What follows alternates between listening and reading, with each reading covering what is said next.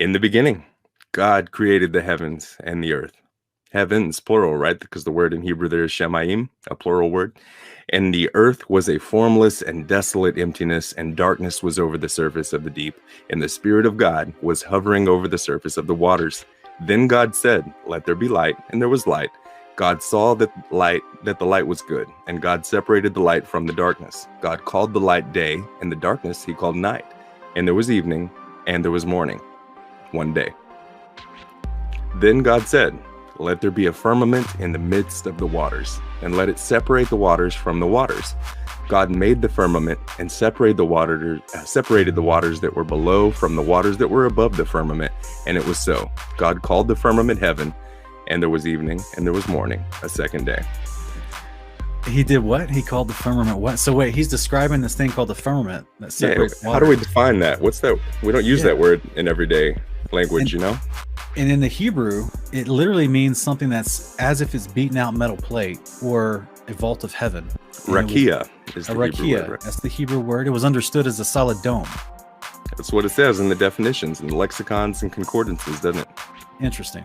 It is. Solid dome. It's the same word if with the firmamenta for Latin, or also the stereoma in the Greek, which would be a flat expanse or a solid expanse.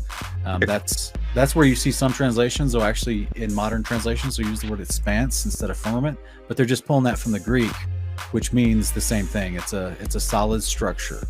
Yeah, it's pretty consistent description both in scripture and in the definitions, because I suppose if it separates two bodies of water, if it divides a body of water above it and below it, it would have to be solid. It would have to be firm, like firmament entails. Right, which is why the literal definition does mean that it's an actual firm. They called it the vault of heaven. They called it, we're going to see that in other scriptures as well, but sometimes you run into folks that say, well, oh, it's just the sky. And you're like, well, that seems to be an opposite definition of something that's firm, and that's a solid structure that's supporting waters above it, right? Because they'll say, well, maybe it was just the clouds, so therefore it's just the sky because there's water in the clouds above it. But it doesn't support those waters, does it? That water from the clouds falls down at some point. Correct. Right. and if the firmament, as we see later on in the first chapter there, if the firmament was just the sky, then they would be saying, the people that support that, understanding would be saying that the sun, the moon, and the stars are in, because they would mean our atmosphere usually when they say the firmament is the sky or the atmosphere. So we know that they don't believe that the sun, moon, stars are in our atmosphere. That's right. But if you would, is there any chance you could go back to Genesis 1:8 real quick? There was one quick point that I think could be driven home a little bit further, because God called this structure that we just looked at the definition of, we just looked at some scripture, and God called it heaven. So every time we see this concept heaven mentioned in the scriptures, is it true, Sean, that it's referring back to this structure, this dome vault? It's crazy, right? Because what it is, he's speaking about a substance called the rakia. It's the firmament. It's the English word we use, and then he gave it a name. He gave a substance a name.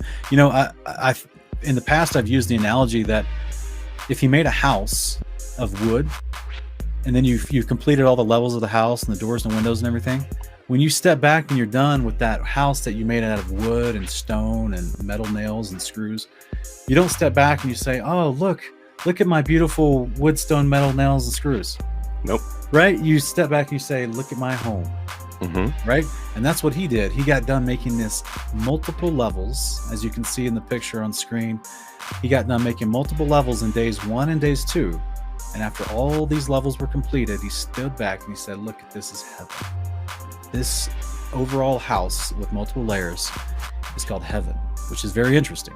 Yeah, because he made heavens the first day in the beginning, and then the one directly over our head on the second day, and he called that heaven. Right. That was I can't drive it home enough. That really blew my mind when I realized that heaven is not some ethereal, wispy ghost land of an extra dimensional other galaxy, anything. It's a physical structure above our heads, and that was hard to grasp at first.